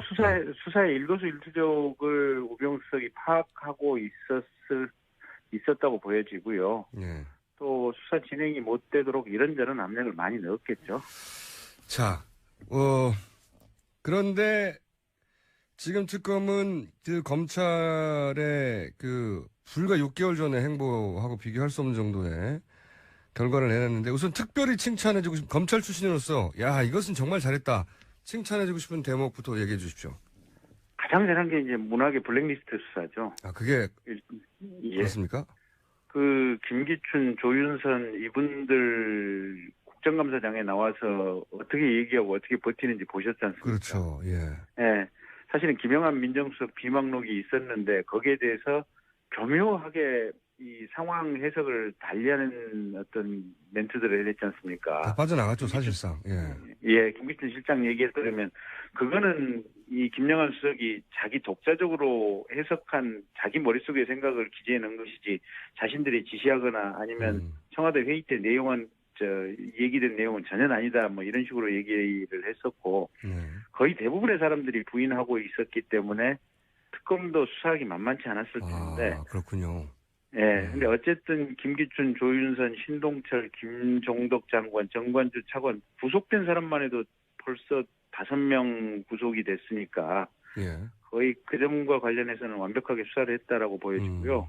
검찰 출신이니까 좀 보시는 게 다르군 하군요, 확실히. 예. 일반인들은 삼성 이재용 부회장 얘기를 하는데. 네, 삼성 이재용 부회장은 사실은 저는 조금 좀 아쉽게 생각을 합니다. 아, 그래요? 예, 그러니까 이 삼성이 그만큼 대한민국 사회에서 차지하고 있는 힘과 권력의 크기가 강하다라고 이제 반증되는 상황인데 첫 번째 영장을 이재용 씨에 대해서 청구했다가 기각이 됐지 않습니까? 예. 근데 그 기각의 빌미를 제가 볼 땐 특검 스스로 자초한 측면이 하나 있습니다. 포커스를 잘못 잡아서. 아니요, 포커스는 잘 잡았는데 예. 문제는 영장 청구할 때 자세나 태도, 방법론이 조금 미스가 있었습니다. 어떤 면에서 그렇습니까? 그러니까 처음에 이재용 씨를 조사하고 영장을 청구하니 마니 하면서 고민을 한 5일 정도 하다가 영장 청구를 했거든요. 예. 근데 그 5일 고민하는 동안에 대처를 그 전부터 삼성이 이제 여론전을 전면적으로 펼쳤죠. 그랬죠. 이재용 부회장을 구속하면 삼성이 아작난다는 등 또는 대한민국 경제가 협박이죠. 등, 그때 대국민 협박을 이 기존 언론을 통해서 할 수 있는 그런 분위기와 시간을 벌어져 버렸던 거거든요. 예. 그리고 특검이 5일 동안 고민하는 모습을 보여주는 것 그 자체가 법원의 영장 판사로 하여금 이 기각할 수 있는 어떤 명분과 빌미를 준 측면이 또 있었고요. 예. 그리고 이 문학의 블랙리스트만 해도 관련되는 사람에 대해서 바로바로 전원에 대해서 영장 청구를 했는데 이 삼성에 대해서는 최초에는 이재용 씨 한 명에 대해서 두 번째는 이재용 씨하고 최지성 씨, 박상진 씨 두 명에 대해서만 청구를 했는데 블랙리스트의 전례를 본다면 최지성, 장충기, 황성수 이런 분들에 대해서도 동시에 영장 청구가 들어갔으면 실은 이재용 한 명만 구속되는 것이 아니고 다른 분들도 한 반절 이상은 구속됐을 거라고 보거든요. 그것도 한편으로는 이해가 가면서 또 한편으로는 사법부가 그러니까 영장 실질 심사하는 판사 분들도 영향권 안에 있기 때문에 이 삼성의 영향권 안에 혹은 여론의 영향권 안에 그분들에 대한 문제 제기도 이제 사실은 판사 출신은 합니다. 네. 그러니까 그렇죠. 그러니까 네. 정확히는 삼성의 영향권 그리고 삼성이 만들어낸 허구의 어떤 잘못된 여론의 영향권 안에 우리 사회 전부가 지금 이렇게 있었다. 위치하고 있다라고 보여지는 거고요. 그럼에도 불구하고 결국은 부회장 구속을 이끌어낸 거는 이건 저는 개인적으로 대단히 기적적인 생각하거든요. 그렇죠. 아무리 자료를 잘 보강했어도 혹은 말씀하신 대로 여론전에 넘어가지 않고 바로 영장 청구해서 또 기각됐을 거라고 저는 생각하는데. 그렇죠. 그러니까 그 에버랜드 전원 사채 사건에서 검찰이 보여줬던 과거 태도를 생각해 보면 예. 이게 10년을 끌어서 공소시효 마지막 날 기소를 했거든요. 맞습니다. 예, 그것도 불구속 기소를 했습니다. 네. 그런 어떤 삼성이 우리 사회에 이 금력을 이용해서 우리 사회의 사법 체계를 농락했던 과거 전례와 트라우마를 생각해 보면 우리 사회 전체가 삼성에 대해서 얼만큼 두려움과 어떤 이 말 못할 어떤 공포감을 갖고 있는가 뼈저리게 느껴지는 부분이죠. 자, 근데 이제 검찰로 수사가 넘어가게 됐어요. 이게 다시 넘어가는 데 대한 검찰 출신으로서의 우려는 없으십니까? 그러니까 사실은 저는 우려 반 기대 반이에요. 그래요? 예. 그러니까 이제 기대가 있다고 하는 부분은 이런 부분이에요. 지금 이 사건 수사 과정에서 검찰에 대한 국민의 실망감이 굉장히 컸지 않습니까, 보면. 네. 그래서 전 국민의 여론도 검찰을 이번에는 개혁해야 된다라는 여론이 굉장히 강하게 있고, 예. 국회 내부에서도 지금 공수처 논의가 전면적으로 진행되고 있는 이런 상황이거든요. 예, 예. 근데 공수처라고 하는 것이 일종의 제2의 독립된 검찰청을 만들자라는 부분이거든요. 특별수사에 관해서는, 중대범죄수사에 관해서는. 검찰의 이제, 독점적인 기소권이 이제 흔들리는 거죠. 예. 그렇습니다. 독점적인 수사 기소권이 흔들리다 보니까 검찰은 이 공수처를 막기 위해서 지금 현안이 돼 있는 이런 상태고, 이 상황이다 보니까 사건이 넘어가면 검찰 조직 전체가 살아남기 위해서 적극적으로 뛸 가능성도 있다. 그건 기대 예. 부분이고요. 우려 부분은 예, 어떻습니까? 그런 부분. 우려 부분은 사실은 우병우 씨 수사도 지금 특검에 의해서도 제대로 되지 못했거든요. 그러니까요. 근데 그 이유가 우병우 씨를 제대로 수사하게 된다면 현재의 검찰 상층부에 대한 수사로 연결될 가능성이 충분히 있다. 그렇겠군요. 예. 예, 그래서 파견 검사들 내부에서도 우병우 씨 수사에 대해서는 느낌이 여러 가지로 좀 복잡 다양했다라고 알려지고 있거든요. 근데 자신의 이게 상관을 직접 수사해야 될 수 있는 상황에 직면할지도 모른다 이런 거죠. 예, 그렇습니다. 그래서 이게 일반 검찰로 다시 돌아가게 된다면 그런 우려가 훨씬 더 강력해지는 거죠. 그렇군요. 예. 어느 쪽 힘이 더 셀 거라고 보십니까? 둘 다 있을 수밖에 없죠. 사실은 근데 이제 이 우병우 씨 수사하고 그다음에 이제 남는 부분 재벌 수사라든지 비선 진료 또 박근혜 대통령의 여죄 수사 요 두 가지가 각각의 입장이 달라지는 거죠. 검찰 내부에 대한 사정 부분은 이러나 저러나 약하다, 동력이 약하다라고 보여지고요. 예. 박근혜 대통령에 대한 수사라든지 기타 재벌 수사 또 비선 진료 관련된 수사 이런 부분은 강하게 이루어질 가능성이 충분히 있다고 보여집니다. 근데 이제 특검법이 관련해서 인지된 수사 이런 식의 제약을 했기 때문에 우병우 씨 관련 수사도 제약이 많았다고 하는데 지금 말씀하신 검찰 수뇌부하고 연관성이 없다 하더라도 근데 네. 검찰로 돌아가면 그런 제약이 없으니까 네. 검찰 수뇌부하고 관련 없는 개인 비리나 이런 쪽으로 수사 방향을 틀어서라도 수사가 진행될 수는 있겠습니다. 그죠? 가능하기는 한데 예. 어쨌든 이번 사건에 대해서 수사할 여지들이 여전히 많이 남아있는 상태이기 때문에 예. 실은 우병우 씨라든지 검찰 수뇌부 수사를 맨 첫 번째 수사 대상 과제로 하지 않을 안 것이다. 삼아도 되는 거거든요. 그렇죠. 그래서 예. 수사의 대상 서열이 밀릴 가능성은 여전히 있는 거죠. 알겠습니다. 또 한 가지 여쭤볼 게 이제 그 특검 관련 뉴스를 듣다 보면 공소유지가 중요하다는 얘기를 계속 합니다. 근데 이 공소유지가 굉장히 생소하거든요, 일반인들한테는. 이게 왜 중요하다는 거지? 왜 자꾸 마지막 브리핑에서도 공소유지 하는 건가? 예. 공소유지를 좀 설명해 주시고 이게 왜 중요한지 추가적으로 설명 좀 그러니까 해주시죠. 예. 이렇게 보시면 됩니다. 그 특검 조사실 안에서 수집한 증거 자료 또 그 안에서 조사하고 이렇게 얘기를 들었던 진술 내용들 이런 것들이 조서라든지 녹음 녹화 파일로 이렇게 되어 있지 않습니까 보면 그걸 이제 법정에 제출하면 대부분의 피의자들이나 증인들이 이런 식의 얘기를 합니다. 아 그거 그때 당시에 검사님이 저에 대해서 은근히 협박을 해서 그런 식으로 얘기를 할 수밖에 없었다고. 강압적인 분위기 내가 막- 하에서. 예. 그 최순실 씨 특검 조사받으러 가면서 여기는 민주특검이 아닙니다라고 네네. 외쳤던 거 기억하시죠? 네. 예, 그런 행태들이나 이 국민을 속여먹는 이런 어떤 자세들이 법정에서는 수없이 나타납니다. 그래서 이게 어떻게 보면 제대로 된 절차를 통해서 이런 증거 자료를 수집했고 이 증거 자료가 올바르다라는 점을 특검의 이 공소 유지를 하는 검사가 법정의 판사에게 정확히 제시를 해줘야 됩니다. 그래야만 유죄 판결이 가능한데 그러니까 수사를 했던 사람이야만 정확하게 알 수 있는 내용들. 그렇습니다. 그러니까 예. 수사를 안 했던 검사가 공소 유지를 위해서 들어가면 예. 본인이 직접 경험하지 않았던 부분을 가지고 증거자료 제출을 하고 증인신문을 하다 보니까 굉장히 비효율적이고 어렵게 되는 거죠. 그렇군요. 그래서 직접 수사를 담당했던 파견검사들 본인이 공소유지까지 같이 하는 것이 유죄 입증에 훨씬 효과적이고 유리하죠. 그게 이제 공소유지고. 그러니까 죄가 있다고 했는데 죄가 있다는 걸 끝까지 입증해내야 하는 게 이제 공소유지인 거죠. 그렇습니다. 법정에서 유죄 판결이 나와야 유죄지 특검이 아무리 기소를 했다고 하더라도 법정에서 증거가 불충분하다, 증거가 부족하다라는 이유로 무죄 판결이 나오면 그렇죠. 그 사람들은 나 무죄 받았으니까 억울하게 재판 받았다 이런 식으로 얘기를 하거든요. 네. 그래서 그렇군요. 이게 무죄 판결을 받는 것은 그게 본인이 억울하게 기소를 됐을 가능성도 있지만 증거가 부족하기 때문에 무죄가 나오는 경우도 간혹 있거든요, 보면. 혹은 뭐 공소유지를 해야 하는데 담당 검사가 뭐 인사이동을 해가지고 없어져 버렸다든가 이렇게 약해진 경우 그런 경우도 있을 수 있죠. 그렇죠. 공소 유지를 효율적으로 하지 못하면 그런 상황들이 생기는 거죠. 근데 지금 이번에는 특검 팀이 해체되니까 이렇게 되면 수사했던 사람들이 다 뿔뿔 흩어져서 공소유지가 어려울 수 있으니 이걸 굉장히 신경 써야 된다는 이야기를 계속 특검이 했던 거군요.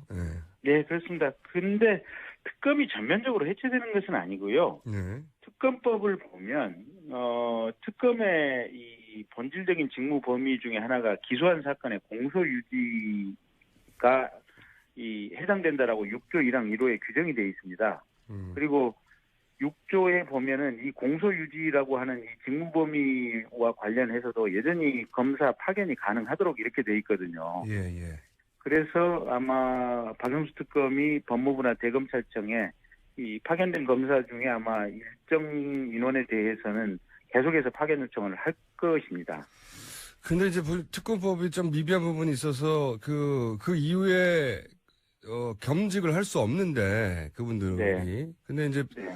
보수도 제대로 책정돼 있지 않고 해서 개인적인 희생도 따른다고 하더라고요, 보니까. 그거는 저희 이제 국회에서 이제 이렇게 대처를 해야 될 부분인데요. 예.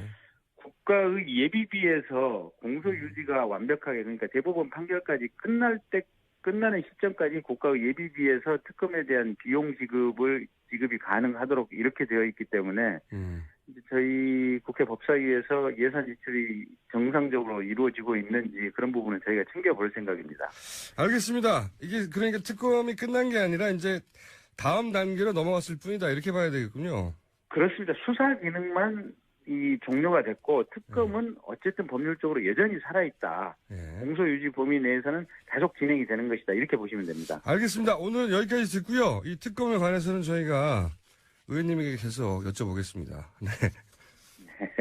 네, 고맙습니다. 네, 오늘 말씀 감사합니다. 지금까지 국민의당 김경진 의원이었습니다. 자, 4대 천왕. 종편의 남자. 양지열 변호사님 나오셨습니다. 네, 안녕하세요. 3대는 어디가 있는 거예요, 도대체, 근데? 나머지 3대는 잊어버렸어요, 이제. 잊어버렸어요? 예. 오늘 근데 나오시면서 세수를 안 하신 것 같아요. 아니, 뭐, 까치발인데? 라디오에서 그런 얘기까지 굳이. 이따가 집에 들어갔다가 다시 세수를 할 거고요. 아, 그래요? 네. 집에 못 들어가셨어요? 아니, 뭐, 못 들어간 게 아니고, 일어나자마자 나왔어요, 그냥. 네. 오른쪽, 휴일인데. 오른쪽 후드 부분이 지금 아니, 저한테 뭐, 머리 스타일 가지고 저한테 뭐라 그럴 입장은 아니잖아요. 지금 뭐, 반팔 티셔츠 입고 지금. 까치집을 반팔 신고 있습니다. 티셔츠인지 네인지 잘 모르는 구별이 안 가는 그런 패션을 하고 있으면서. 저는 몸이 열이 많아가지고. 아, 열이 많아서? 예. 예. 저희 집에서는 벌써 에어컨을 틀고 있어요. 제 방에서 농담이 아니라 가끔 열이 확 올라오거든요. 아. 몸이 열이 많아. 아, 근데 종편 얘기를 하니까 갑자기. 예. 보통은 그 종편을 바라보는 시선들이 아무래도 보수적인 사람들이 많이 나온다. 예. 패널들도. 그리고 발언들도 좀 사회적으로 문제를 일으키는 발언도 왕왕하고. 근데 가끔 양념으로 등장하는 분들이 있어요. 양념. 균형을 맞추기 위해서. 저 얘기하는 거예요? 그렇죠. 양념은 아니고. 양념 저도 변호사입니다. 해야 할 일은 있어요. 근데 아니 왜 이 얘기를 꺼냈냐면 예. 그래서 말씀드린 것처럼 보수적인 편으로 보는 시각들이 있는데 이 종편들이 또 이제 광화문 인근에 많이 있잖아요. 예. 요즘 그 토요일이나 이럴 때 집회가 있을 때면 그렇게 보수적인 걸로 분류돼 가는 그런 패널들마저도 이 태극기 들고 나오시는 분들이 무서워서 도망을 다니시더라고요. 실제로 그 정도로 극단적인 발언을 하지 않으면은 예. 그분들조차 네, 근처에 갔다가 저거 누구다라고 하면서 쫓아오는 분들이 있어서 도망을 왔다라는 그런 증언들까지 있어요. 아니 저도 이제 그 집회 갈 때 높은 데가 올라가서 한 번씩 보거든요. 네. 뭐랄까요 대열 대열. 어떤 진영 확일지니까 뭐 이런 거 보려고. 네. 근데 저는 이제 친박 집회라고 하는데 친박 집회라는 게 더 맞는 표현이라고 봅니다. 그 친박 집회를 보면 참 재밌는 것이요. 예를 들어서 7시 이제 본 집회다. 그러면 한 3시, 4시에 오시는 분도 있지 않습니까? 그러면은 좌우로 정렬. 좌우로 정렬. 예, 좌우로 이렇게 팔을 벌려 서로 닿지 않는 앞뒤 아. 간격과 좌우 간격을 일정하게 유지해서 쫙 퍼져요. 처음에는 왜 저러시나 했어요. 그게 사람이 많아 보입니다. 근데 그걸 보면서 이건 참 어떻게 그런 생각까지 조직적이다. 누가 발상을 했을까요? 그리고 근데 저도- 그걸 또 잘 들어요. 다들 그 얘기를 들은 거죠. 쫙 그렇게 높은 데서 보지 않으면 그게 안 보이거든요. 앞뒤 좌우 간격을 맞춰서 쭉 서요. 그래서 사진은 그 높은 데에서 위에서 찍으니까. 네. 그 사람 눈높이에 찍는 경우가 많지 않습니까? 아니면 조금 위에서 찍거나 그러면 굉장히 많아 보여요. 물론 뭐 본 집회 시간이 되면 전국에서 온 분들이 모여서 그 중앙 시청 광장 꽉 차요 분명히. 아니 그런데 지금 이 지적을 하신 게 굉장히 중요한 게 그 집회를 저도 근처에서 몇 번 봤거든요. 예. 가면 뭔가 이쪽에 촛불 집회 같은 경우는 굉장히 다양하고 사람들도 예. 와 정말 중구난방이에요. 통제는 안 되죠. 통제가 안 되죠. 예. 각자 자유롭게들 오고 왔다 갔다 하고. 연령대도 그렇고 나와 있는 분들도 그렇고 또 각 정당이나 아니면 뭐 어떤 뭐 세력에서 조직에서 나온 예. 분들도 있어도 따로 온갖 사람들이 자기 다 얘기를 섞여 하고 있어요. 있잖아요. 온갖 사람들이 다 평소에 섞여 못했던 얘기들도 하고 있고 그런데 저쪽을 가면 정말 무서워요, 약간은. 그러니까 무섭죠. 위에서 뭔가 조직된 거에서 정말 일사불란하게 움직이고 있고 단상에 올라가서 얘기하는 사람들 말고는 그 사람들이 소리치려 그러면 소리 지르고 있고 안 그러면은 그때는 막 주장이 없어요, 거기서. 그냥 멍하게 있어요. 주장이 없고. 그러다가 위에서 태극기 누구 한번 막 흔들면 또 소리 한번 지르고 그런 상황인데 제가 그런 데서 나오는 얘기들이 요즘 너무 무서우니까. 거기에 그리고 외국인 노동자들도 오거든요. 외국인 노동자들 저는 네. 그건 못 봤는데 그분들 한국말도 못해요. 무슨 말인지도 몰라요. 그분들은 어떻게 온 거야? 그래서 이제 동원됐다는 의심을 가지는 거죠. 그러니까 다 동원됐다고 하는 말할 건 수는 아니고. 없어요. 근데 분명히 동원 세력이 있는 것만은 거의 그건 뭐 확실해 분명- 보이는데 그건 분명해요. 그만큼 조직적으로 움직이고 있고 그래서 사실 오늘 이제 또 한 가지 얘기 드릴게요. 또 외국인 노동자도 있지만 그 옷 깃에 태그가 여전히 붙어 있는 분들도 많이 있어요. 그건 뭐예요? 잠깐 말씀드렸는데 지난번에 2시 시간에 뭐냐면 그 집회가 있는 곳의 근방에 가면요 옷집들이 하는 하소연이에요. 그 나이 지긋한 분들이 네. 들어오셔가지고 행세극으로 뭐 굉장히 그 안정적인 주거 활동을 하지 주거 생활을 못하는 분이 아닌가 싶은. 그런데 돈을 현금을 내고 사요. 그 자리에서 그런데 집회가 끝난 다음에 반품을 합니다. 그래서 태그를 못 떼는 거예요. 아니 그건 업무 방해지. 하지만 어쨌든 제 말은 뭐냐면 그런 정도의 일까지 벌어지고 그러니까 있다. 그게 이제 주기적으로 벌어진다고 하니 한 번이 아니라 아니, 그리고 저기 그 박원순 시장까지도 도저히 못 견디겠다고 한 게 바로 시청 옆에 서울 도서관 옛날 시청 자리 네. 들어가가지고 그래서 술 드시고 또 소리 지르고 하는 바람에 도서관 이용이 불가능할 정도에서 그리고 거기 이제 그 가관분들 있잖아요 시청. 그래서 제가 물어본 적도 있어요. 저거 다 허가 받은 거냐고. 천막이나 뭐 이런 거 있잖아요. 집회를 위해서 다 불법이에요 사실은. 그러니까 그거를 이게 근데 발언도 그렇지만 집회나 표현의 자유 이런 걸 늘기에는 집회라고 하는 것은 정치적인 어떤 의사표시를 하는 건데 동원된 정치적 의사표시라는 건 있을 수가 없잖아요. 본인의 의지가 아닌 한은. 게다가 거기서 저는 이제 나오는 형평성을 또 말하고 싶어요. 말씀하신 대로 무슨 그 집회 과격성 발언들이 점점 무서워지잖아요. 뭐 뒤통수를 야구방망이로 몽둥이 들고 나오잖아요. 정말로 대놓고. 뒤통수를 야구방망이로 친다고 하는 게시물이 올라오고 그 다음날 그 박영수 특검 집 앞에 다 몰려가고 진짜 방망이를 들고 와서 휘두르면서 소리를 지르고 군복 입고 나왔던 것 같은데. 네. 그리고 사진 불태우고 그런데 거기에 대해서 이게 이제 죄를 물을 수 없다라고 경찰청장이 얘기를 해버리니까 그러니까 이거를 제가 보기에는 구별을 못해서 그러는 건지 의지가 없는 것 같은 게 사실은 이거는 단순하게 왜 우리도 인정할 거는 그런 게 있습니다. 촛불 집회에도 과격한 정도의 발언을 하시는 분들이 있고 그걸 있는 그대로만 놓고 본다면 상당히 무서워 보이는 게 있지만 네. 근데 왜 우리가 이게 정확히 법으로 이 말은 된다 안 정지 못하더라도 나오는 상황이라는 게 있고 네. 또 그 뉘앙스라고 해야 될까요? 그런 게 있잖아요. 그거는 봤을 때 양상이 분명히 다르단 말이에요. 실제 협박이라고 한 거, 그러니까 듣는 사람이 예를 들어서 딱 그거죠. 박영수 특검이 그 얘기를 들었을 때, 저 정도면 정말 무섭다라고 느낄 만한 상황이 있고, 그다음에 요 말 자체만 글자가 들어놓고 무서운 얘기지만 저게 실행 가능성도 별로 없고, 네. 그냥 그 자리에서 하는 얘기라는 건 다른데, 그거를 똑같이 보는 것 같아요. 경찰에서. 그 의도적으로 똑같이 보는 게 아닌가 싶은 게 왜냐하면 예를 들어서 과거에 이 경찰 사법당국이 이것도 훨씬 경미한 사안으로 훨씬 더 경미한 사안으로 많은 사람을 구속하거나 혹은 많은 사람을 처벌한 경우가 있거든요. 뭐 유인물 뿌렸는데 그렇죠. 대통령 얼굴이 이제 들어간 유인물이에요. 그러면 처벌할 규정이 별로 없잖아요. 그러니까 그걸 뿌리기 위해서 좀 높은 데 올라갔단 말이죠. 그 건물 건조물 침입죄. 교통방해죄 그거 뿌려가지고. 네. 이렇게 억지로라도 죄를 삼으려면 얼마든지 굉장히 창조적인 법리였고. 건조물 침입죄로. 그분 그래서 끌려다니면서 계속 수사받았어요. 못하고. 그러니까 이거는 근데 그렇게 창조적인 법리가 필요한 게 아니라 말씀드린 것처럼 협박죄를 적용을 하려면. 게다가 집 주소 나오죠.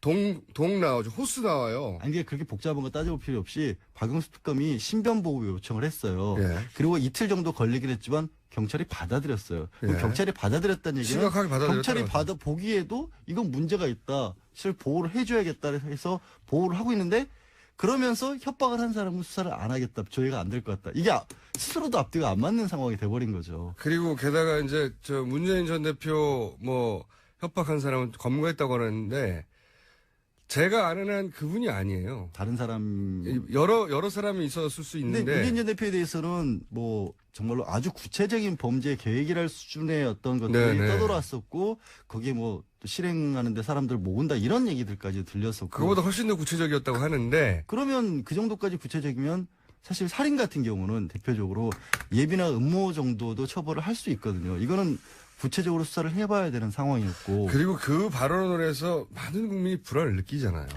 사실은 저는 이제 대테러 방지법이라는 걸 싫어해요. 졸속 통과도 됐고 네. 말도 안 되는 그런 상황에서 만들어진 국정원을 위한 법이고. 법안이라고 했었죠. 근데 대테러 방지법을 아침에 오다가 보니까 이게 국가의 어떤 권한 행사를 방해하기 위해서 사람을 살해하거나 또는 상해하거나 그런 협박을 하는 것 자체를 테러라고 규정을 하고 있거든요. 다 테러네 그러면. 테러잖아요 지금 상황이. 다음 시간에 예. 대테러 방지법 법안을 그대로 들고 와서 읽으면서 자세히 얘기해보죠. 예. 근데 이게 사람들한테 심리적 압박을 주는 거예요, 실제. 아니 오늘 예. 사실은 광화문에서 중계 방송을 해야 되는데 현장 생방송을 예. 중계 방송을 나가야 되는지 말아야 되는지 고민이라니까. 벌써 그만큼 심리적 영향을 받잖아요. 그럼요. 그리고 걱정이 되지. 특히 공직사회에 있는 분들 있잖아요. 이런 분들은 이런 짓도 저런 짓도 하지 말고 가만히 있어야지 하게 만드는 심리적 압박이 되고요. 그리고 집회를 나가려고 한 분들도 특히 부모님들 같은 경우 우리 아이들 가서 다치는 거 아닌가 이런 심리적 압박이 되고요.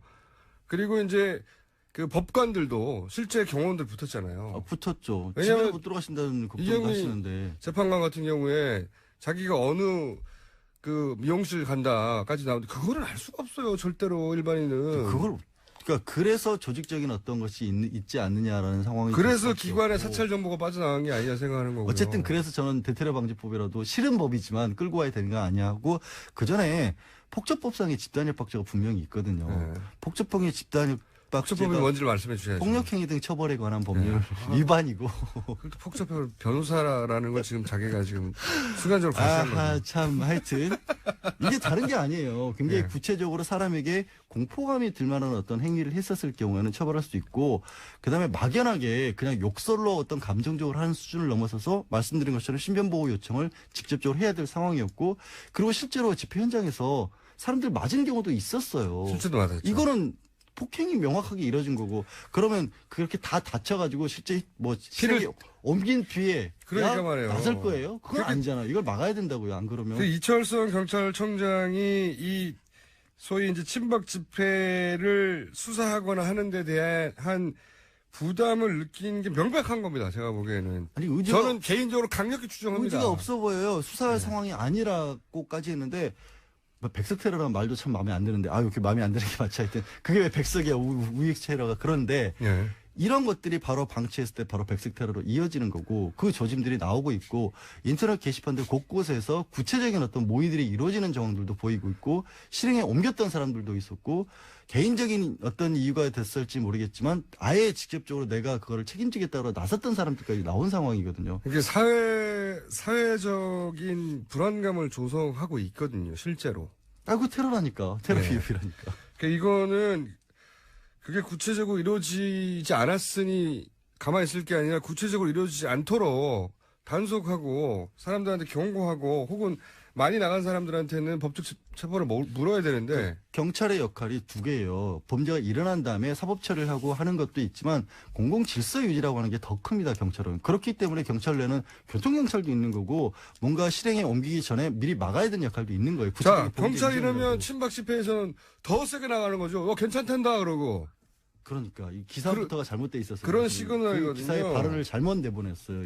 이철성 청장이. 이철성 청장을 탄핵해야 되는데 이게 방법이 없네요.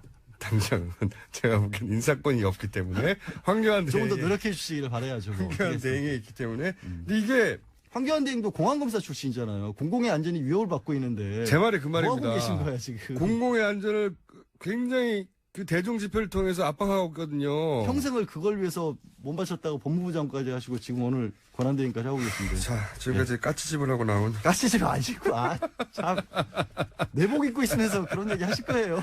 양지열 변호사였고요. 다음 주에는 그러면 대테러 방지법 분석해가지고 다 적용해 버리자고요.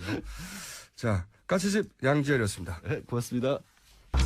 과학 팟캐스트 분야를 사실상 연분이죠. 네. 원종호 씨 나오셨습니다. 안녕하세요. 목소리가 왜 이래요? 갑자기 목이 쉬었네요. 예.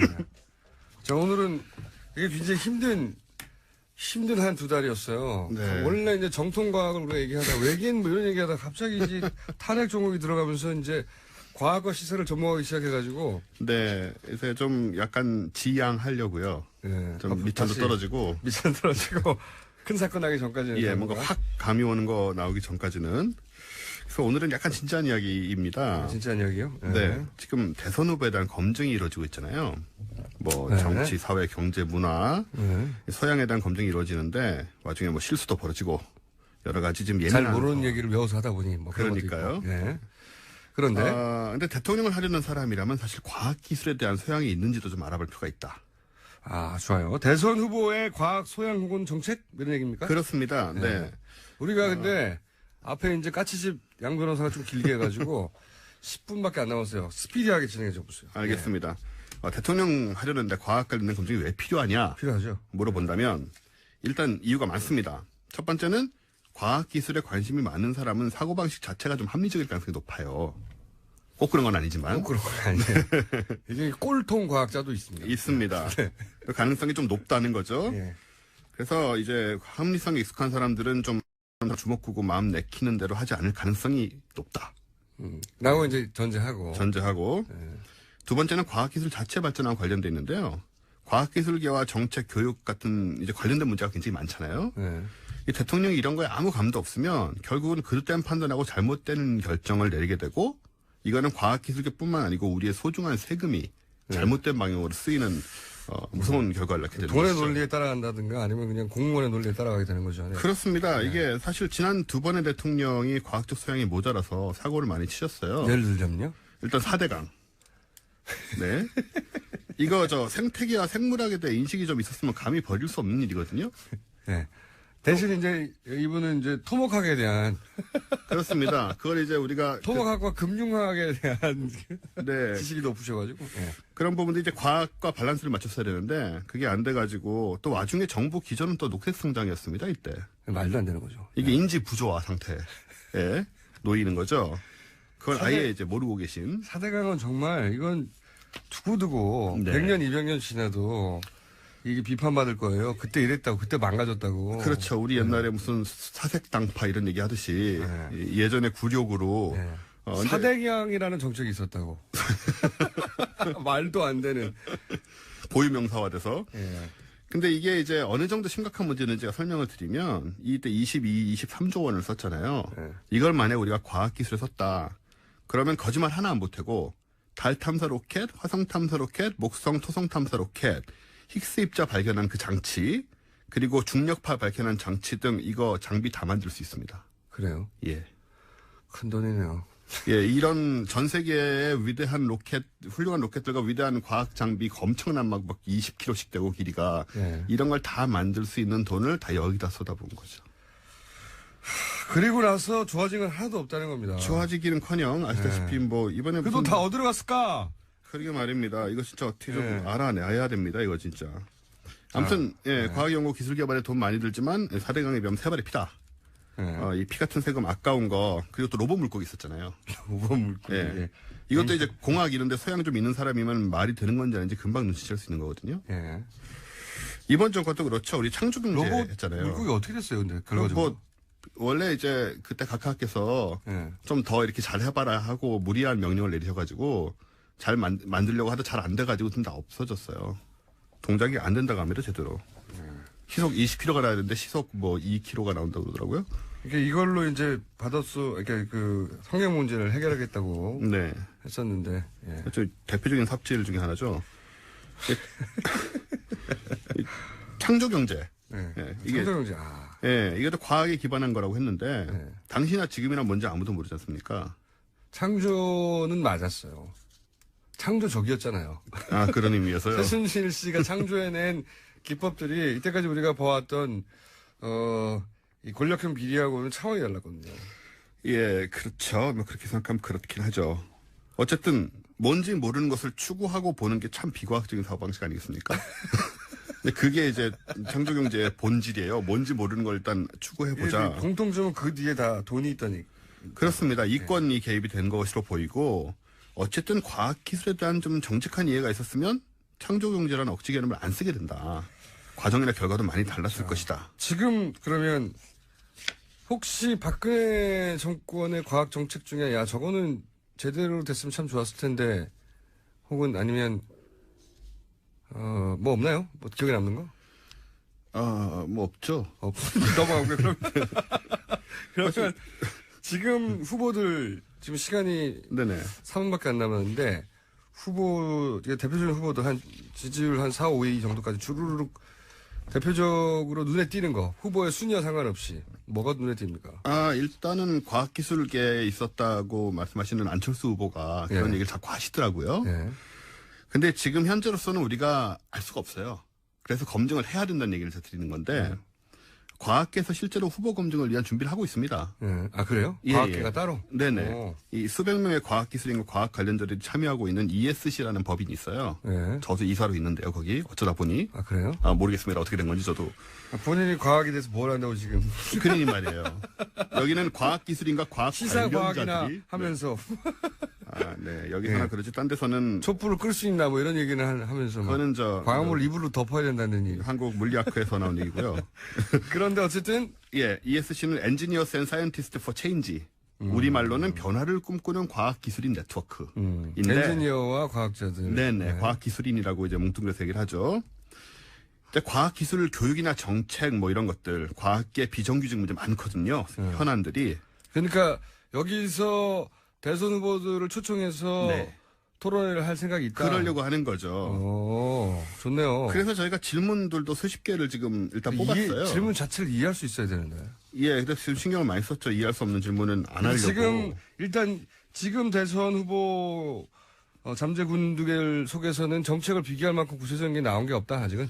예, 뭐 한두 마디 하고 있는데 저희가 드리려는 이런 질문들만큼 구체적으로 이제 생각을 하고 예를 있는 들어서 거지. 어느 정도 구체적인 질문입니까? 진지한 질문으로는 예.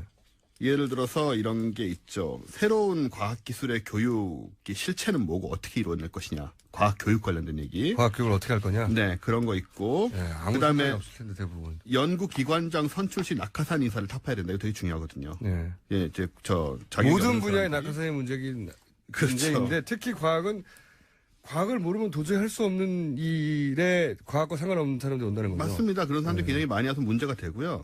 아니 뭐 모든 분야가 그렇긴 해요. 근데 조금의 연관성은 더 있거든요. 그렇습니다. 근데 이제 과학은 전혀 연관성 없는 분들이 와요. 네, 이번에도 좀 가을에 좀 심각한 문제들 좀 있었고요.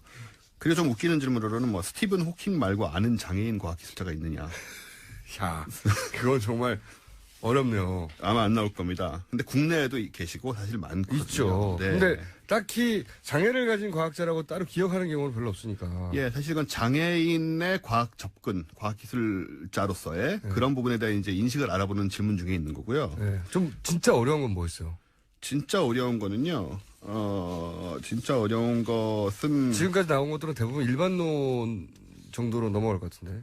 근데 사실 저희가 무슨 열심히 뭐 잘 하겠습니다. 웜홀을 어떻게 만들 수 있냐 이런 질문을 할 수는 없잖아요. 네. 상대성 이론을 풀어봐라 이런 질문을 할 수는 없으니까 되게 진지한 질문입니다.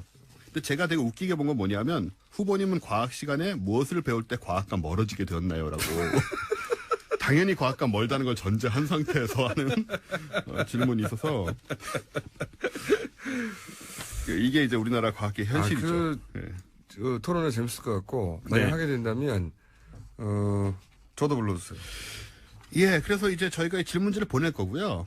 이제 반응을 좀 보려고 하는데 만약에 이제 이 질문지를 여러분 받으셨을 때 따로 연락 드리게 될 거예요. 저희가 또 언제쯤 해보자고. 근데 모른 척 하지 마시고 참여하시면 좋겠고요. 만약에 아예 무시하는 후보가 있다. 시간이 다 됐거든요. 제가 나중에 이 시간을 빌어서 조남을 공개할 생각을 하고 있으니 압박감을 많이 느끼시기 바랍니다. 알겠습니다. 원종우 씨였고요. 오늘은 또 3월 1일이라 휴일이기도 하지만 광장에 나가시는 분들이 있겠군요. 네. 저도 갈 생각이고 고깃집을 잘 드시면 제가 있을지도 모릅니다. 네. 광장에서 혹은 내일 다시 뵙겠습니다. 안녕.